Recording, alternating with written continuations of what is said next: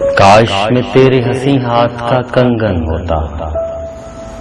तू बड़े प्यार से चाव से बड़े मान के साथ अपनी नाजुक सी कलाई में चढ़ाती मुझको,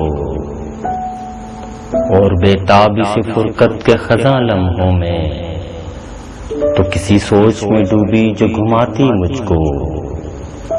मैं तेरे हाथ की खुशबू से महक सा जाता, जब कभी मूड में आकर मुझे चूमा करती, तेरे होंठों की मैं हिद्दत से दहक सा जाता। रात को जब भी तू नींदों के सफर पर जाती, मरमरी हाथ का एक तकिया बनाया करती। मैं तेरे कान से लगकर कई बातें करता, तेरी जुल्फों को तेरे गाल को चूमा करता।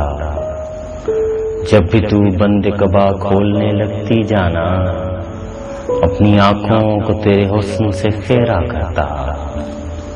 मुझको बेताब सा रखता तेरी चाहत का नशा, मैं तेरी रूह के गुलशन में महकता रहता।